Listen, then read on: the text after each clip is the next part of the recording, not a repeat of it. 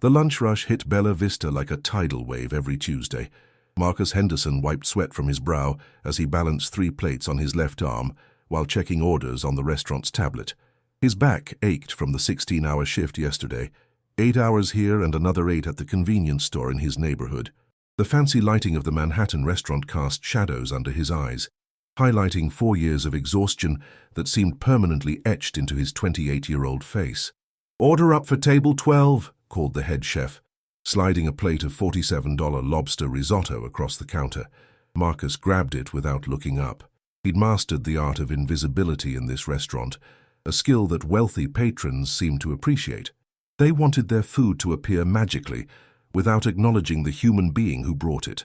Most days he was fine with that arrangement. Today, his mind was elsewhere. His phone vibrated in his pocket. The hospital. Again. He'd have to check it later when his manager wasn't watching. His mother, Elena, had been fighting stage 4 lung cancer for 3 months now.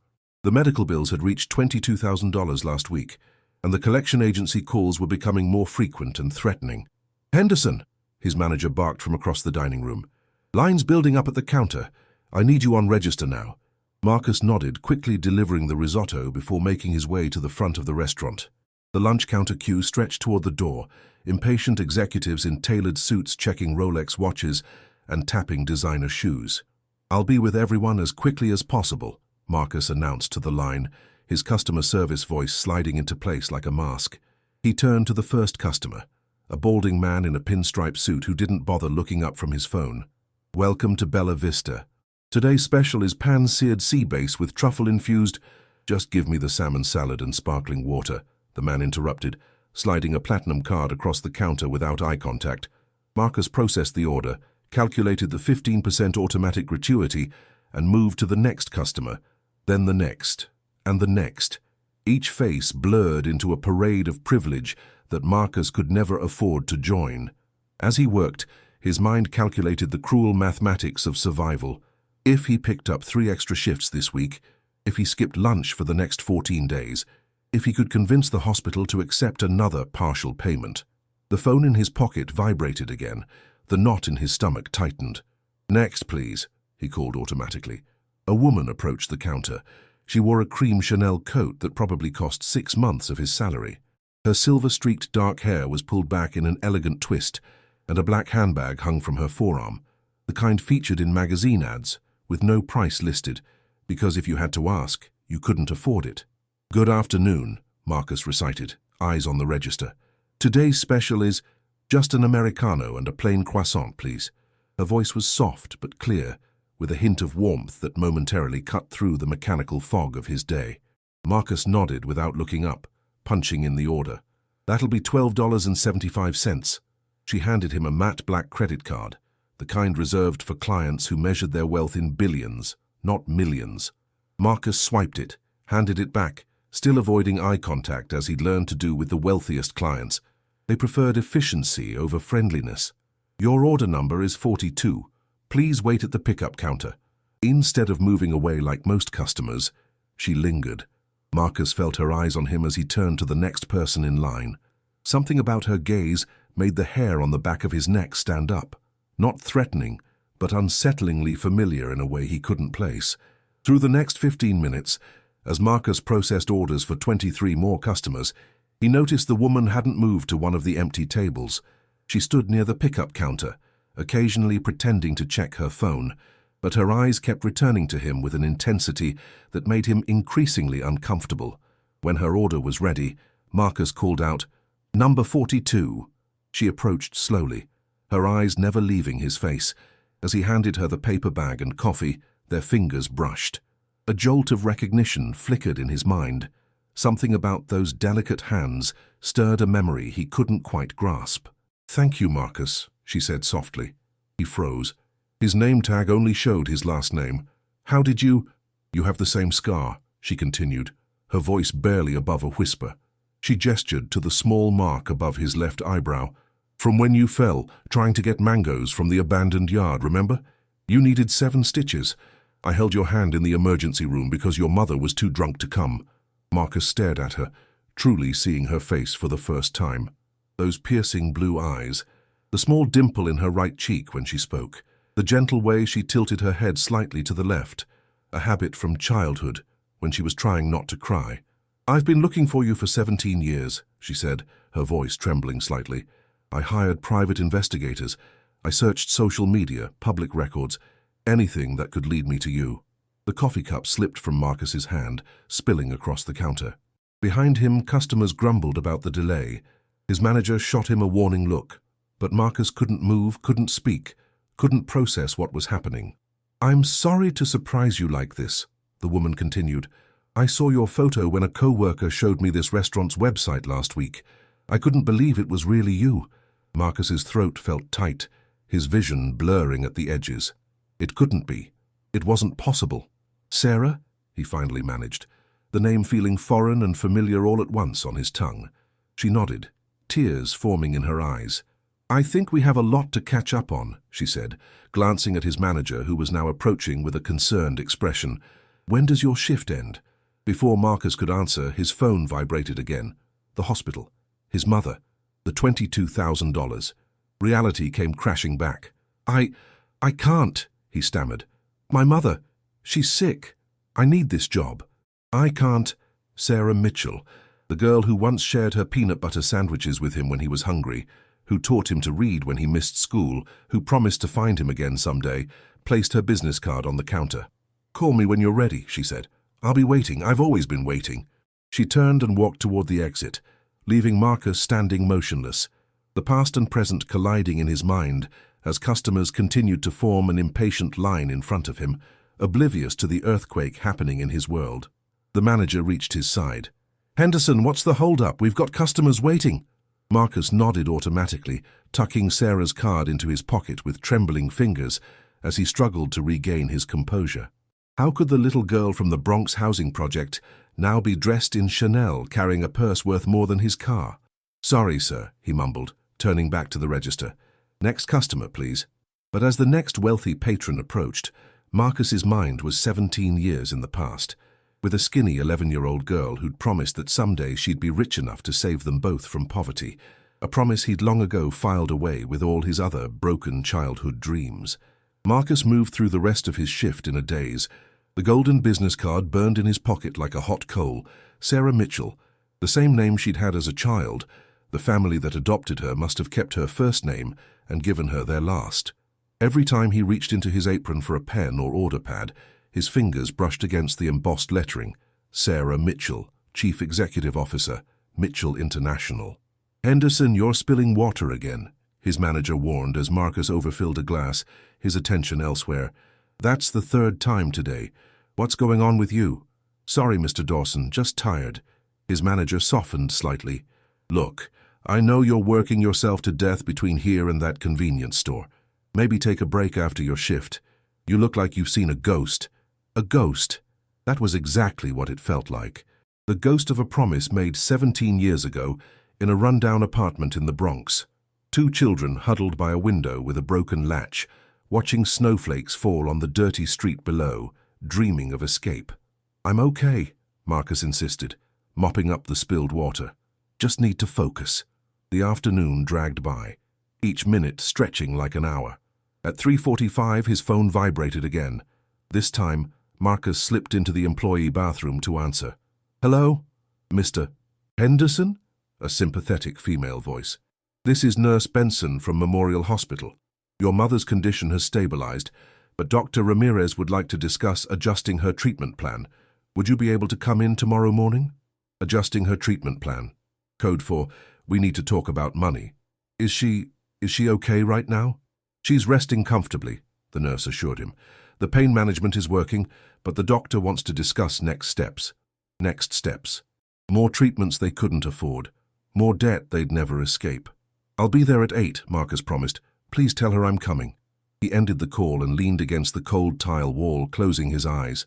His mother had been everything to him, working 3 jobs to keep food on the table after his father left, never complaining even when they'd been evicted twice, teaching him to keep his dignity even when standing in food bank lines.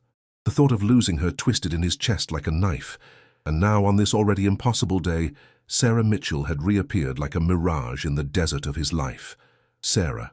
little Sarah from apartment 4B, the girl who'd cried silently each night when her foster parents fought, who'd slipped through the fire escape to tap on his window when the shouting got too loud, the girl who carried library books home by the armful and read to him when he was too tired from working odd jobs to do his own homework.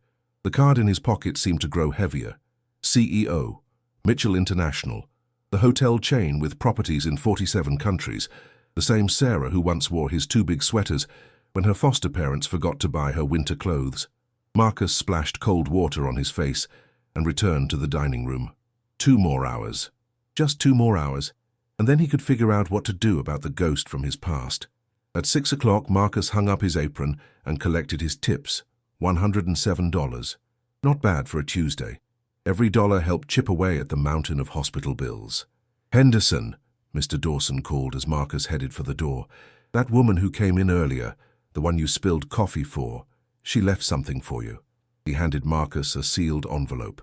No name, no markings. "She came back?" "About an hour ago. Asked if you were still working. Said to give you this when your shift ended." Marcus took the envelope, his heart racing. "Thanks." Outside, the March evening air carried the first hint of spring, though patches of dirty snow still clung to the edges of sidewalks. Marcus waited until he reached the subway entrance before opening the envelope.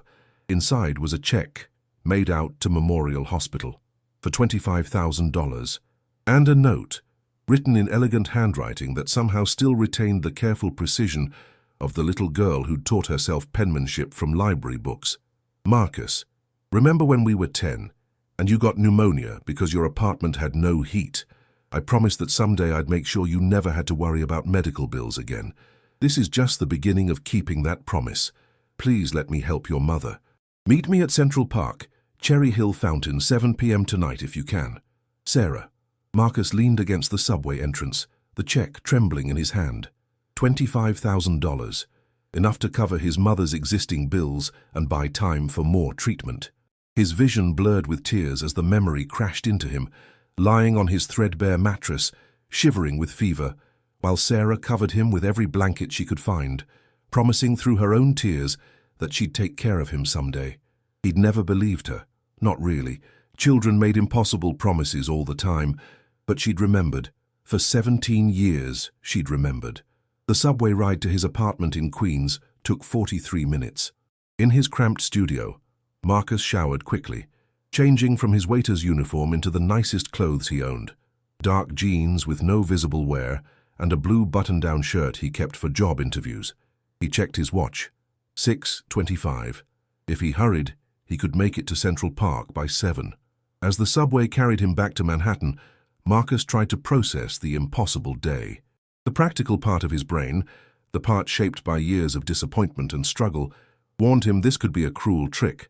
People didn't just appear after 17 years with solutions to all your problems. Life didn't work that way. But another part of him, a part he thought had died long ago, flickered with something dangerous. Hope. The train lurched to a stop at 59th Street. Marcus emerged into the early evening, jogging the remaining blocks to Central Park. The city lights were just beginning to twinkle against the darkening sky as he entered the park, following the familiar path to Cherry Hill Fountain. And there she was. Sarah sat on a bench near the fountain, having changed from her designer coat into a simple black turtleneck and slacks. Without the trappings of wealth, she looked more like the girl he remembered, thoughtful, observant, with a quiet intensity in her blue eyes. She'd always seemed older than her years, even at 11. She stood when she saw him, uncertainty crossing her face. For a moment they simply stared at each other across the distance, 2 children from the Bronx who'd survived against impossible odds, now adults with 17 years of untold stories between them. "You came," she finally said, her voice carrying on the evening air. Marcus approached slowly, still holding the envelope with the check. "I almost didn't believe it was really you. I wouldn't have blamed you. I hardly believe it myself." She gestured to the bench. "Will you sit with me, talk for a while?" Marcus sat, leaving space between them, suddenly aware of the vast chasm separating their worlds. Her watch alone probably cost more than his annual rent. "The check," he began, his voice rough with emotion. "I can't—" "You can," she interrupted gently. "And you will. For your mother. How did you know about her? About the hospital?" Sarah's expression softened. I've been looking for you for years, Marcus. When I finally found you, I wanted to know everything about your life before approaching you. I hired a private investigator. He told me about your mother's illness, your 2 jobs, the medical bills. I'm sorry if that feels intrusive, but I needed to understand what you were facing. The old Marcus would have felt violated, angry at the invasion of privacy, but the exhausted man he'd become could only feel a complicated gratitude. She's all I have, he admitted. My brothers moved to California years ago. They send what they can, but he trailed off, the familiar weight of responsibility settling on his shoulders. Tell me about her, Sarah said. Eleanor, right? I remember she used to make those amazing empanadas for the building Christmas party. The memory hit him unexpectedly. His mother in their tiny kitchen, flour on her cheeks, insisting on contributing to the community party, even when they barely had enough for themselves. She still makes them, when she's feeling strong enough. Marcus swallowed hard. The doctors say with aggressive treatment, she might have another year, but without it, he couldn't finish the sentence. Sarah's hand found his, her fingers cool against his palm, the same hand that had once passed him notes in class, that had wiped his tears when his father left for good. I meant what I said in the note, Marcus. This is just the beginning. She squeezed his hand. But I didn't come back into your life just to write checks. I came back because for 17 years, I've wondered what happened to the boy who taught me what real courage looks like. In the gathering darkness, with the soft splash of the fountain behind them, Sarah Mitchell, billionaire CEO, powerful businesswoman, the little girl he'd once protected from neighborhood bullies, began to tell him the story of the life they'd spent apart. And as twilight deepened around them, Marcus found himself transported back to those nights on the fire escape, 2 children sharing secrets under the stars, the weight of the world temporarily lifted from their small shoulders. The Mitchells found me through a specialized adoption program, Sarah explained, as they walked along the moonlit paths of Central Park. They couldn't have children of their own and wanted to adopt an older child, someone most families wouldn't choose. Night had fully descended, wrapping the park in soft darkness interrupted by the warm glow of pathlights. They'd been talking for nearly 2 hours, piecing together the 17 years that had separated their lives. They owned 3 hotels back then, she continued. Nothing like the Empire now, just small luxury properties in New York, Boston, and Chicago. Marcus listened, still struggling to reconcile this poised, powerful woman with the skinny girl who'd once shared his fire escape. Were they good to you? Sarah smiled, a genuine warmth reaching her eyes. Better than I deserved, patient when I was difficult, understanding when I'd wake up screaming from nightmares. They gave me everything, education, opportunity, love. They stopped at a small bridge overlooking the pond, lights from surrounding buildings reflected on the water's surface like fallen stars. But they never tried to make me forget where I came from, Sarah added softly. They encouraged me to talk about the Bronx, about you and your family. They even drove me back to the old neighborhood sometimes, hoping I might reconnect with someone. But the building was gone by then, Marcus said, remembering the day the demolition crews had arrived. Everyone scattered, she nodded. I hired my first private investigator when I was 19. My parents gave me access to a trust fund, and that's the first thing I did with the money. Why? The question escaped before Marcus could stop it. Why look for me after all that time? Sarah turned to face him, her expression suddenly vulnerable in a way that transported him back to their childhood. Because you were the only person who ever saw me, really saw me, before I had anything to offer.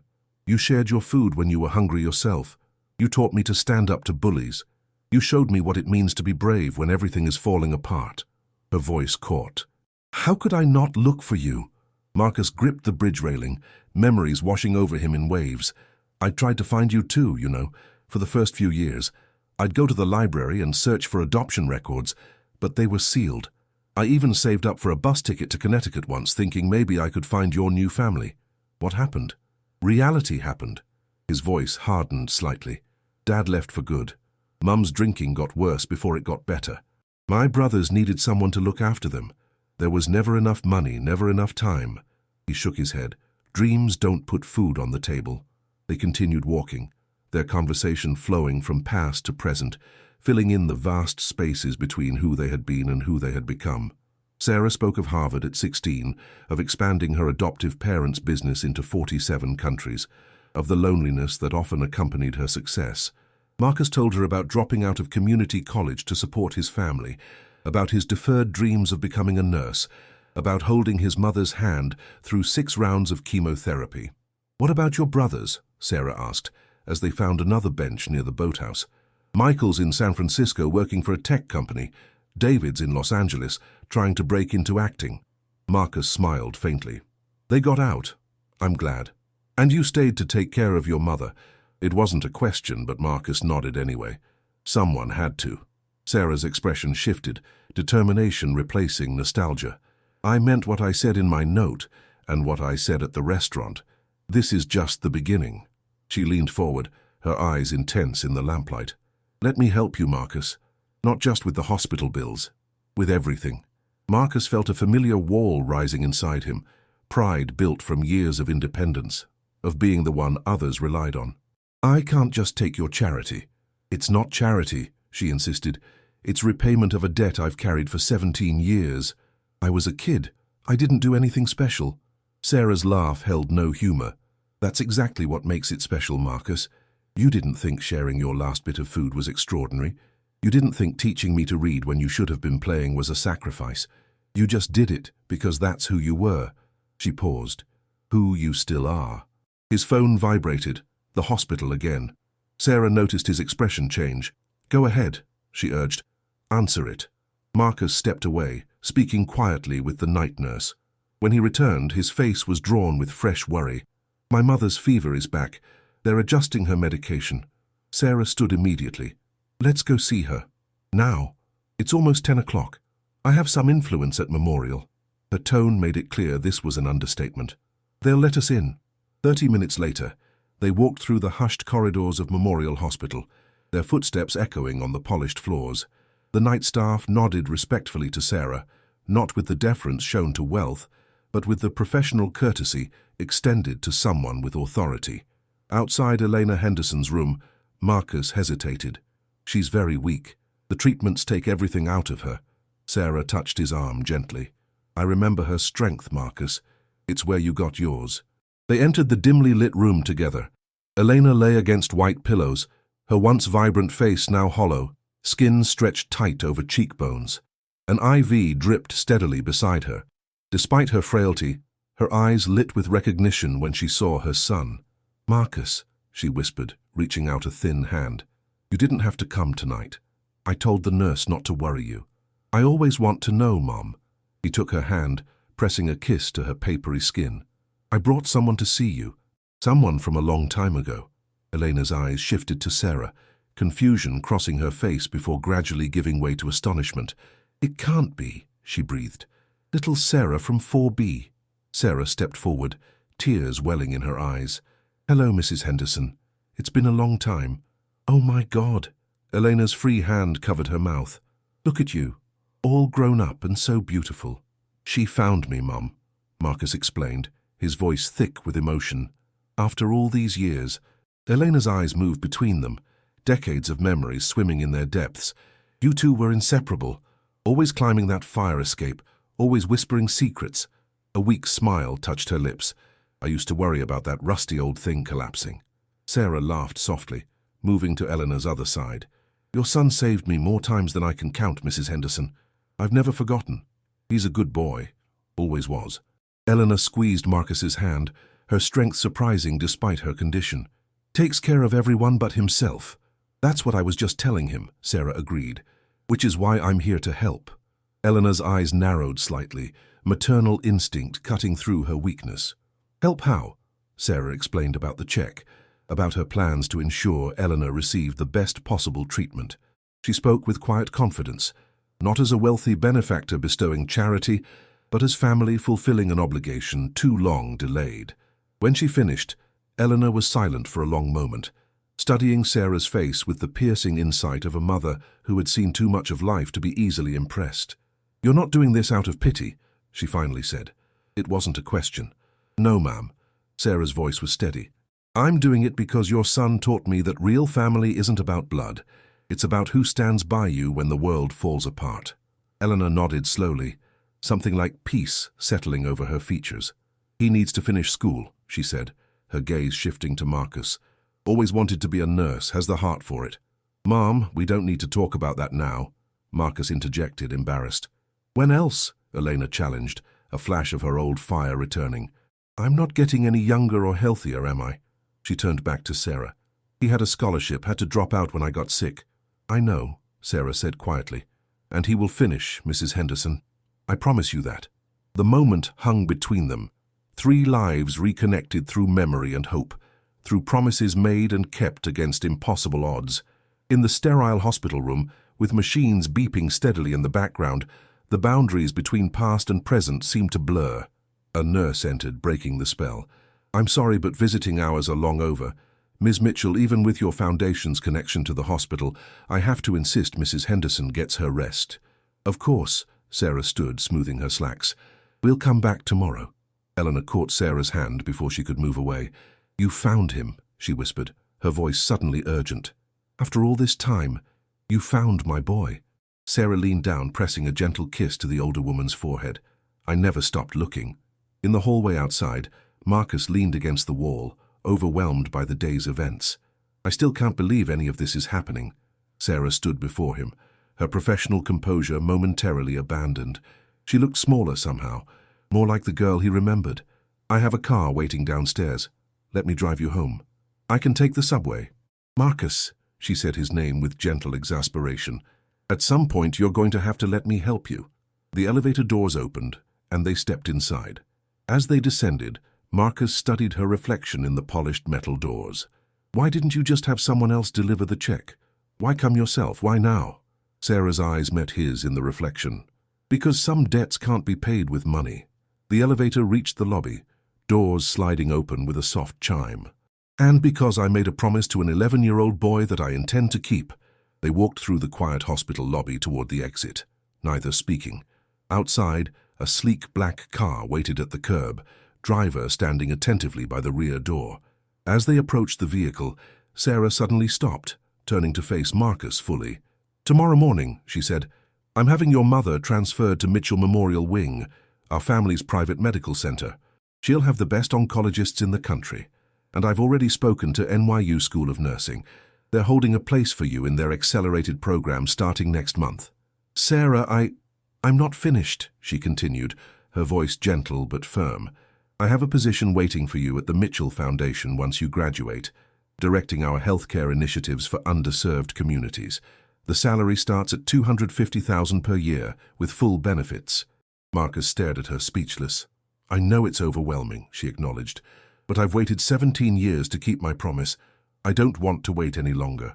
The city hummed around them, taxis honking, distant sirens wailing, lives intersecting and separating in the eternal rhythm of New York. Against this backdrop, 2 people who had once shared dreams on a rusty fire escape stood face to face, the past and future colliding in a moment of impossible recognition. I need time to process this, Marcus finally said. All of it. Sarah nodded, understanding in her eyes. Of course, but promise me one thing. What? Come to the restaurant tomorrow, during the lunch rush. I want to talk to you again, as equals this time, not with me surprising you at work. A smile touched her lips. I'll be the one waiting in line. The driver opened the car door. Sarah hesitated, then reached out, touching the small scar above Marcus's eyebrow, the same gesture she'd made earlier that day in the restaurant, the touch that had started this extraordinary reunion. 17 years, she murmured, and I'd still recognize you anywhere. With that, she slipped into the waiting car, leaving Marcus standing on the sidewalk watching as the vehicle merged into the late-night traffic and disappeared around a corner, taking with it the girl who had finally kept her childhood promise to save him. Marcus arrived at work the next morning with circles under his eyes. Sleep had eluded him, his mind replaying every moment with Sarah like a film he couldn't pause. The check for $25,000 sat on his kitchen table, where he'd placed it the night before, unable to bring himself to touch it again, as if it might dissolve into dust. Another dream that couldn't possibly be real. You look terrible, Mr. Dawson commented as Marcus tied his apron. Everything okay with your mother? She's stable, Marcus replied, mechanically arranging place settings. Thank you for asking. And that woman from yesterday? The one who left the envelope? Marcus hesitated. How could he possibly explain? An old friend from childhood. Mr. Dawson raised his eyebrows. Must be some friend. That envelope looked pretty important. It was. Marcus left it at that, turning his attention to preparing the restaurant for the lunch service.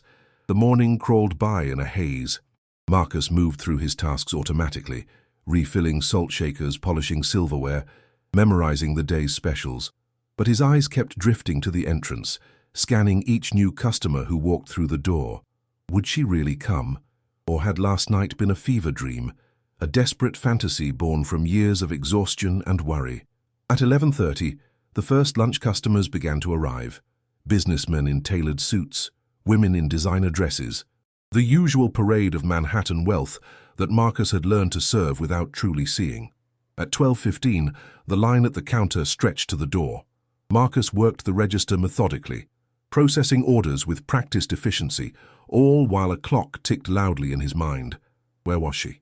At 12:45, his phone vibrated in his pocket. A text from an unknown number. "Look up." Marcus raised his head, and there she was. Sarah stood at the end of the line, wearing a simple navy dress and minimal jewelry.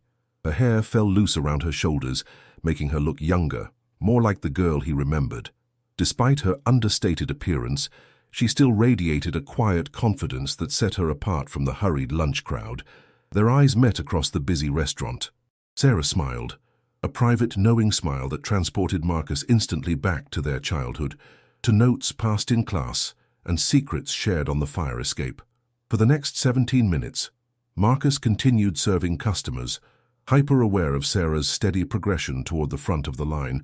With each person he helped, she moved one step closer, the distance between past and present narrowing with every transaction. Finally, she stood before him, separated only by the narrow counter. "Welcome to Bella Vista," Marcus said automatically, then stopped, a flush warming his cheeks. "I mean, thank you," Sarah replied, eyes twinkling with amusement. "I'd like an Americano and a plain croissant, please." The exact same order as yesterday. Marcus punched it into the register, acutely conscious of Mr. Dawson watching from across the dining room, of the customers behind Sarah growing impatient, of the surreal normalcy of this extraordinary moment. $12.75, he said, his voice steadier than he felt. Sarah handed him her credit card. As their fingers brushed, she leaned forward slightly, lowering her voice to a whisper that only he could hear. "Still? Remember me?" 4 syllables that collapsed 17 years into a single heartbeat. The tablet slipped from Marcus's hands, clattering onto the counter. A customer behind Sarah sighed audibly. Mr. Dawson started forward, concern on his face. But Marcus couldn't move, couldn't speak, couldn't process anything beyond the simple, devastating question that had just unraveled what remained of his carefully constructed walls. Of course he remembered her. Every day, every time he passed a library, every time he climbed a fire escape, every time he saw a child sharing food with another child, every time he looked at the small scar above his eyebrow. "Sarah," he managed finally, her name emerging as a half-whisper, half-sob. Something shifted in her expression, relief perhaps, or vindication. For all her careful research, for all her certainty yesterday, there had still been doubt. Doubt that the bond they'd shared as children could have survived the 17 years and vastly different paths their lives had taken. "I need to talk to you," she said, no longer whispering. "Properly. Not like this." Behind her, the line of customers had grown.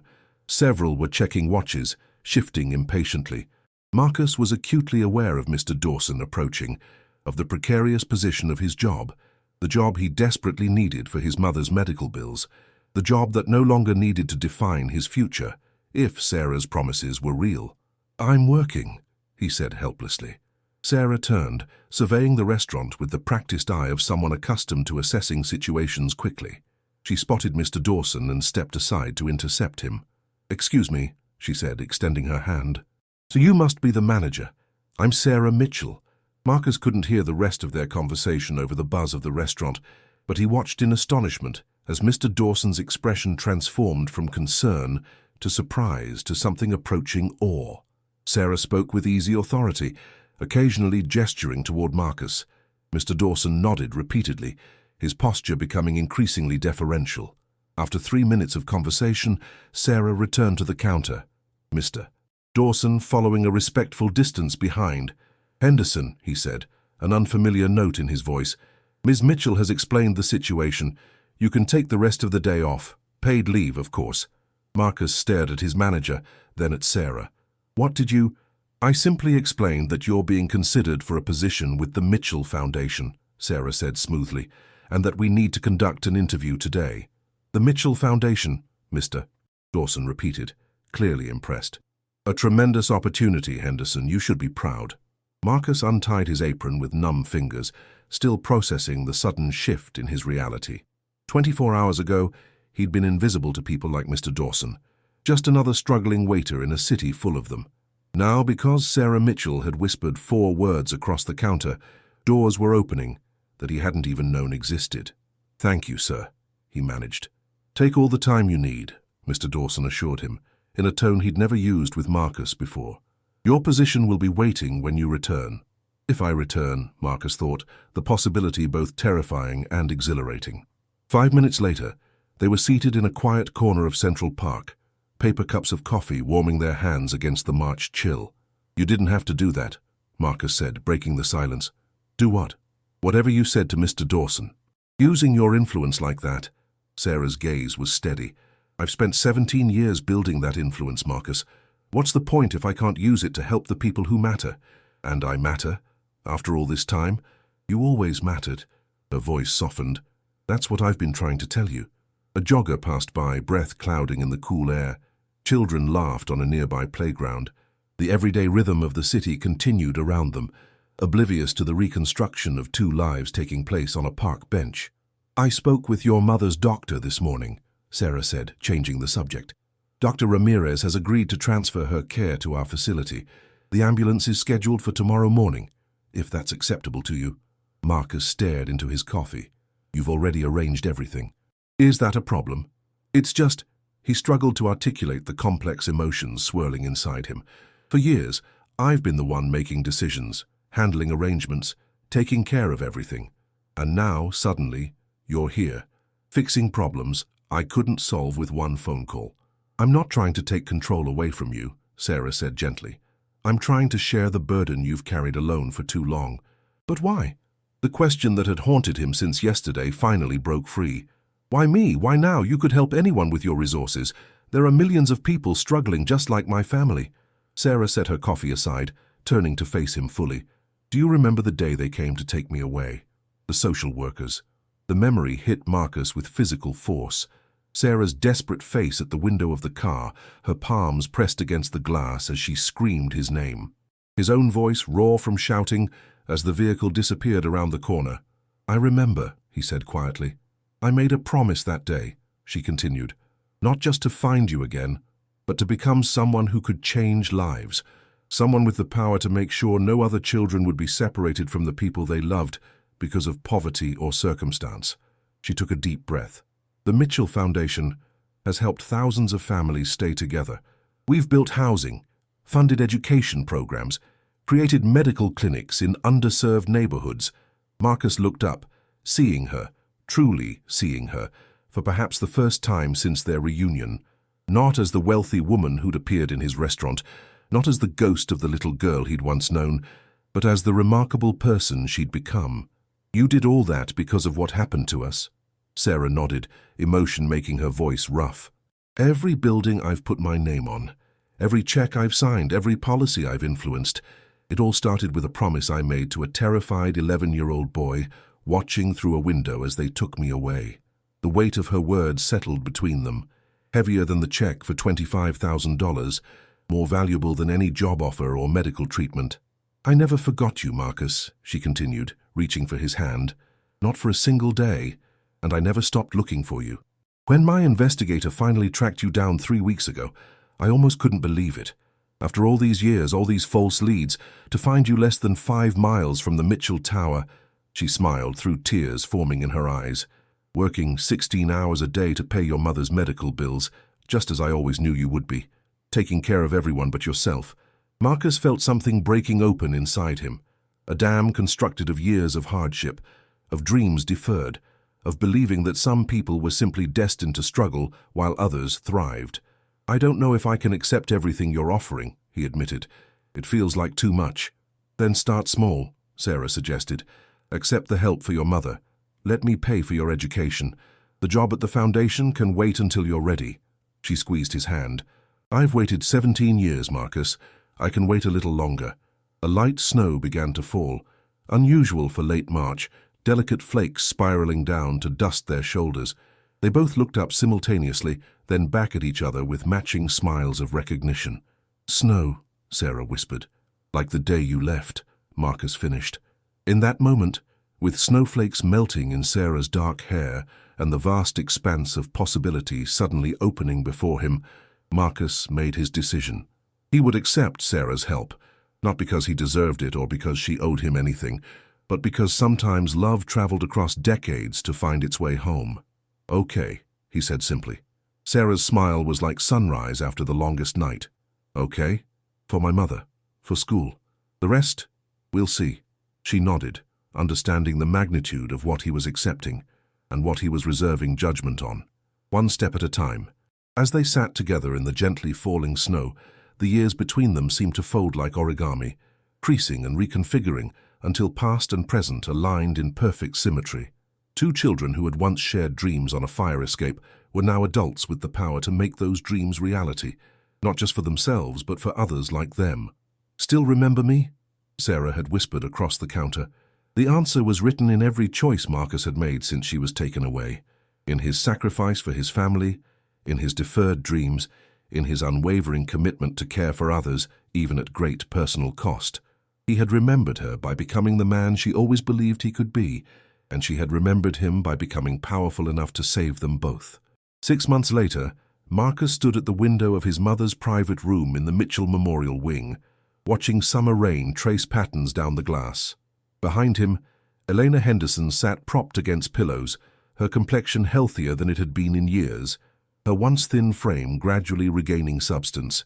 "You're hovering again," she observed, setting aside the book Sarah had brought her yesterday, a first edition Toni Morrison that his mother had mentioned loving in her youth. Marcus turned, smiling sheepishly. Force of habit. "I'm not going anywhere," Elena assured him, patting the edge of her bed. "The doctors say the treatment is working. My numbers are better every week." He sat beside her, taking her hand, stronger now, warm with returning life. "I know, I just can't quite believe it." His mother's eyes, so like his own, studied him with familiar perception.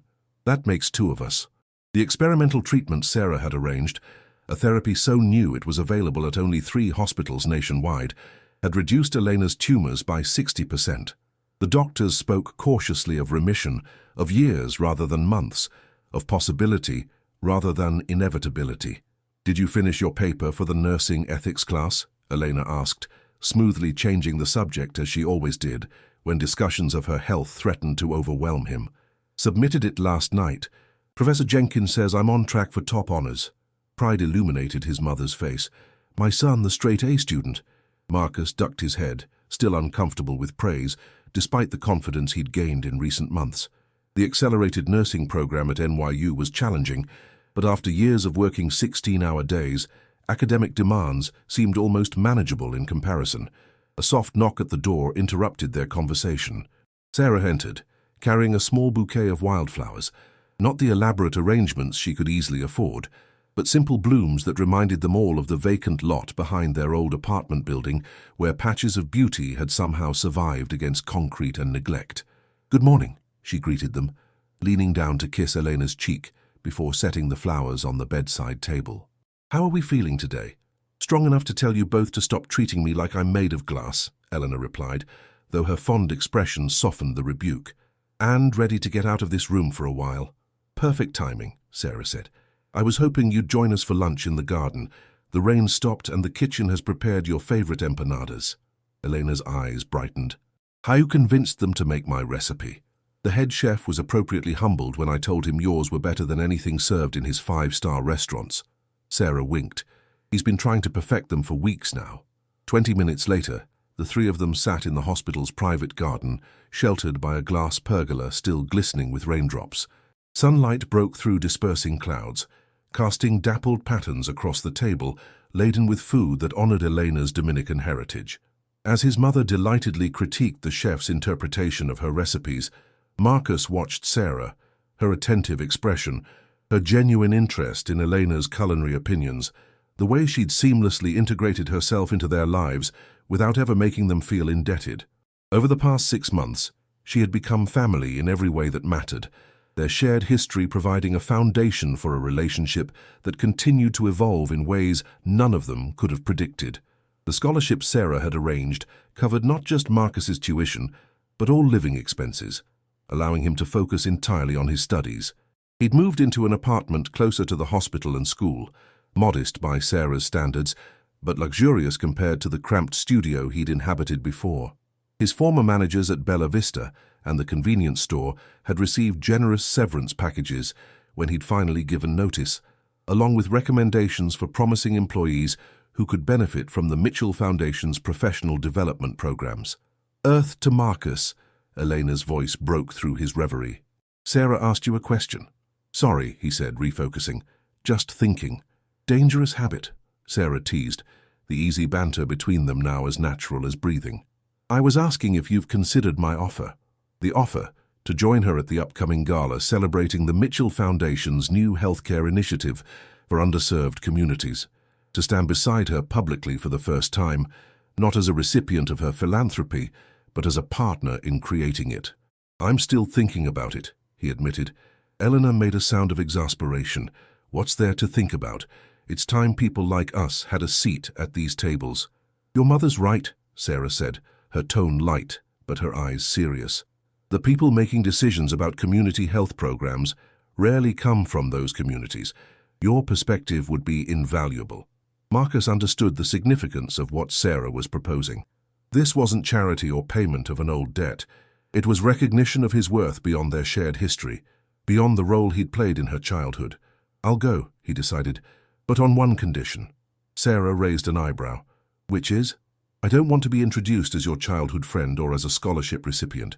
If I'm going to be part of this, I want to be there on my own merits."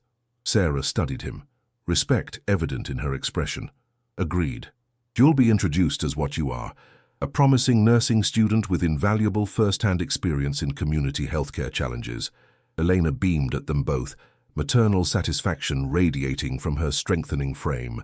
"My two stubborn children, finally working together instead of just dreaming about it." The afternoon passed in comfortable conversation, plans for the future interwoven with memories of the past. As the sun began to set, casting long shadows across the garden, a nurse appeared to escort Elena back to her room for evening medication. "Go on," Elena urged when Marcus rose to accompany her. "Stay and talk with Sarah. I'll be fine with Nurse Jimenez." After she left, a comfortable silence settled between Marcus and Sarah. 6 months of rebuilding their connection had created a rhythm between them, an ease that acknowledged both their shared history and the adults they had become. "I visited the old neighborhood yesterday," Sarah said finally, tracing patterns in the condensation on her water glass. "They've built a community center where our building used to stand." "Is that why you wanted to talk to me alone?" Marcus asked, sensing there was more to this conversation than casual reminiscence. Sarah nodded, reaching into her bag to withdraw a folder. "I've purchased the property," she said, sliding the documents toward him, "and the surrounding block." Marcus opened the folder, scanning architectural renderings of a comprehensive healthcare and education complex. "What is this?" "The Henderson Mitchell Community Health and Education Center," Sarah replied, watching his reaction carefully. "If you approve, of course." The plans detailed a state-of-the-art facility, medical offices, classrooms, childcare services, job training programs, all integrated into a single campus designed to serve the neighborhood that had once been their home. "This is—" Marcus struggled to find words adequate to the magnitude of what he was seeing. "It's what we used to talk about on the fire escape," Sarah said softly. "Remember how we'd fix the neighborhood if we ever got the chance?" The memory surfaced with perfect clarity. 2 children huddled under a shared blanket, whispering dreams that seemed impossible at the time. Marcus had wanted a free medical clinic where doctors would treat everyone regardless of insurance. Sarah had imagined a school where children could stay all day, with meals and tutoring and art programs. "You remembered all that?" Sarah's smile held decades of determination. "I built my first billion on that promise, Marcus. Everything I've accomplished has been leading to this moment, when we could finally make good on those childhood plans." Marcus studied the renderings, emotion tightening his throat. "Why put my name on it? This is your project, your money. Because your vision shaped it as much as mine did, she answered simply. Because while I was building hotels around the world, you were here in the trenches, seeing firsthand what our old community still needs. She leaned forward, her expression earnest. This isn't charity, Marcus, it's partnership. It always has been. In that moment, something shifted in their relationship. A final barrier dissolving between the wealthy benefactor and the struggling waiter, revealing simply Sarah and Marcus, two survivors from the Bronx who had found different paths to the same destination. When would construction begin, he asked, implicitly accepting her proposal. Relief and joy brightened her face. Next spring. We'd break ground on your mother's birthday, if she's feeling up to attending the ceremony. She'll insist on cutting the ribbon herself, Marcus predicted, a smile spreading across his face as he imagined his mother's pride. I'm counting on it. Sarah gathered the plans, carefully returning them to the folder. There's something else I wanted to discuss with you. Her suddenly serious tone made Marcus straighten. What is it? I've been thinking about what happens after you graduate, about the position at the foundation. Marcus nodded. The promised job, Director of Healthcare Initiatives with a starting salary that still seemed unreal, had been a nebulous future point during these months of adjusting to their new reality. I've decided not to offer you that position, Sarah continued, her expression unreadable. A complicated mix of emotions washed through him, disappointment, confusion, and something that felt surprisingly like relief. I see. No, you don't, Sarah corrected gently. I'm not offering you a job because I'm offering you a partnership. She reached into her bag again, this time withdrawing legal documents bearing the Mitchell Foundation letterhead. I'm restructuring the foundation, she explained, creating a separate entity focused exclusively on community health and education initiatives, the Henderson Mitchell Foundation. She pushed the papers toward him. Equal partnership, equal authority. Your name on the door not as a gesture, but as recognition of what you bring to this mission. Marcus stared at the documents, then at Sarah, stunned into silence. You don't have to decide right now, she added quickly. Review everything with a lawyer. Ask questions, take your time. Why? He finally managed, the single word containing multitudes.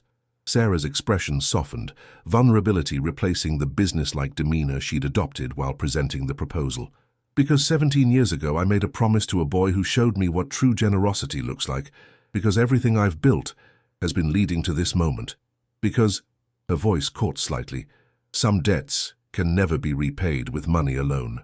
Marcus thought of the past 6 months, of his mother's improving health, of his return to education, of the future that had opened before him like a door unlocked after years of rattling the handle.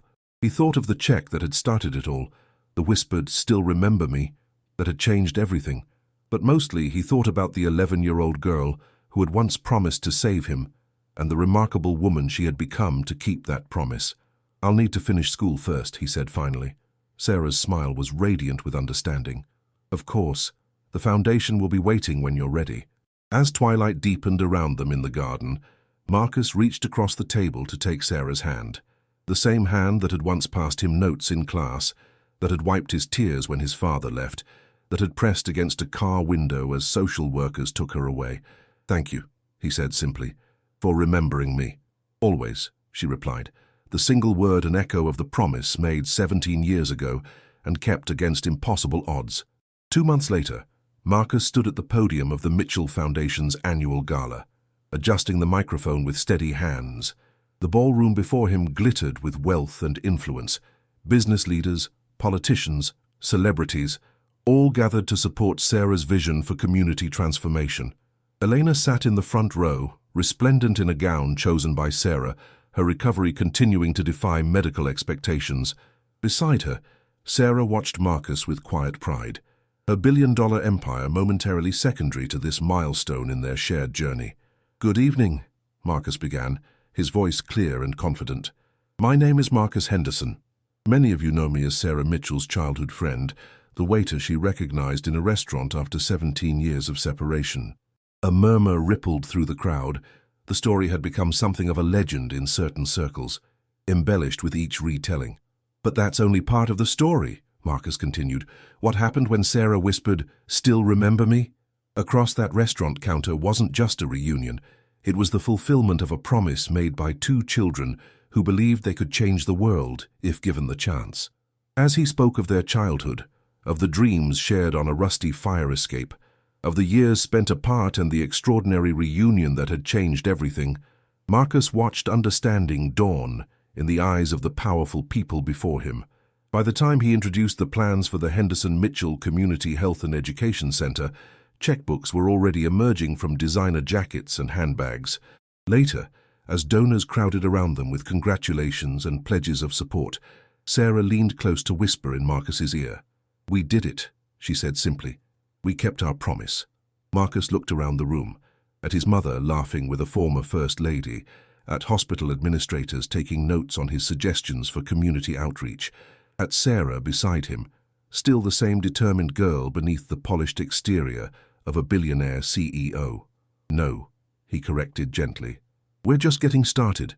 The journey from a poor waiter being ignored in a fancy Manhattan restaurant to standing as an equal partner in a billion-dollar foundation had taken 17 years and a whispered question that bridged past and present.